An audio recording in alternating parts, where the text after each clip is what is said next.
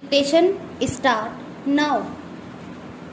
I am afraid that if we adopted that attitude, then there would hardly be any association for us with any country because we have disapproved of something or other that country does.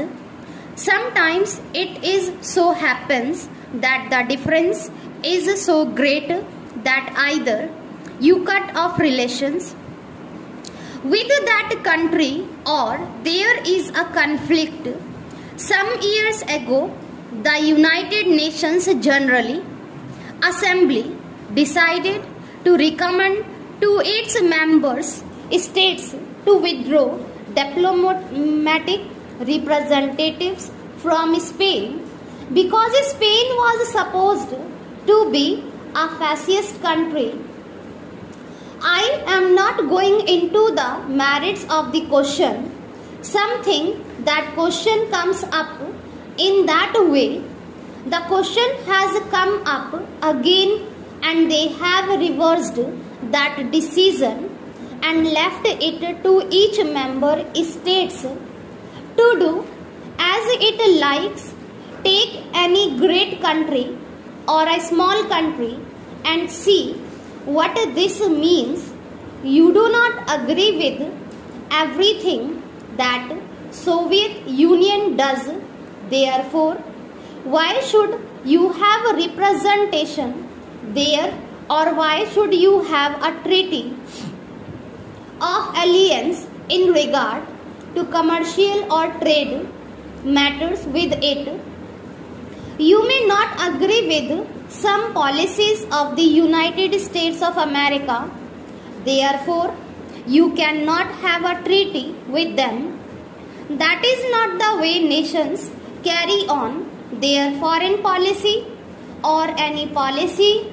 The first thing to realize, I think, is that there are different ways of thinking, different ways of living, and different approaches of life in different parts of the world. Most of our troubles arise from one country imposing its will and its way of living on other countries. It is true that no country can live in isolation because the world as constituted today is progressively becoming an organic whole. If one country living in isolation does something which is dangerous to the other countries, the other countries have to intervene.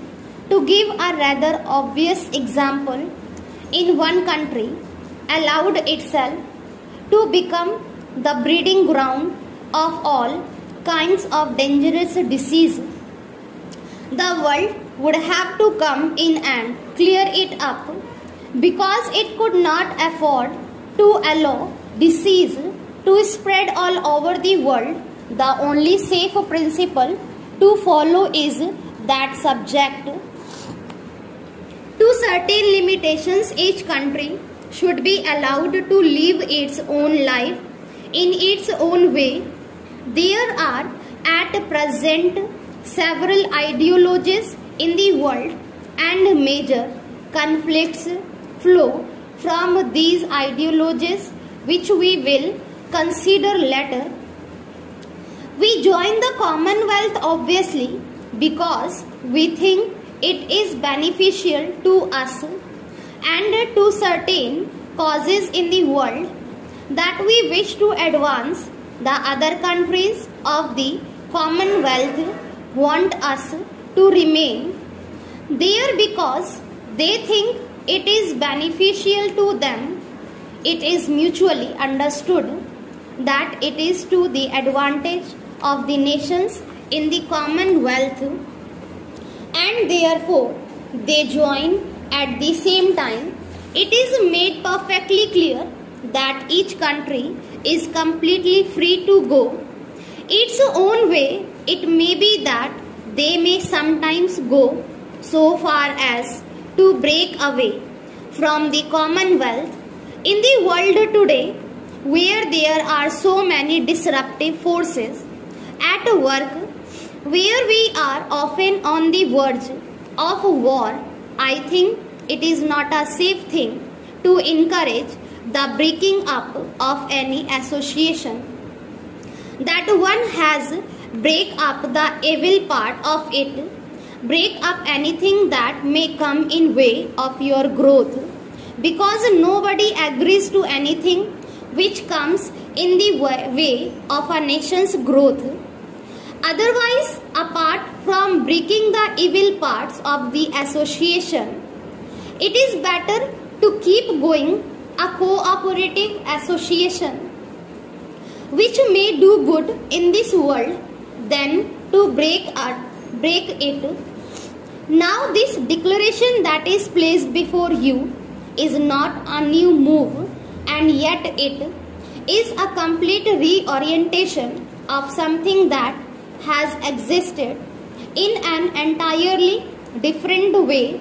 Suppose we had been cut off from England completely, and we had then desired to join the Commonwealth of Nations. It would have been a new move. Suppose a new group of nations wanted us to join them, and we joined them in this way. That would have been a new move from which various consequences would have flowed. In the present instance, what is happening is that a certain association has been in existence for a considerable time past. A very great change came in the way of that association about a year and 8 or 9 months ago, from August 5, 1947. Now another major change is contemplated. Gradually, the conception is changing, yet that certain link remains in a different from. Politically, we are completely independent. Economically, we are as independent nations can be. Nobody can be 100% independent in the sense of absolute lack of interdependence. India has to depend on the rest of the world for her trade and for many supplies that she needs today, for her food, unfortunately, and so many other things. The House knows that inevitably during the past century and more, all kinds of contacts have arisen between England and this country.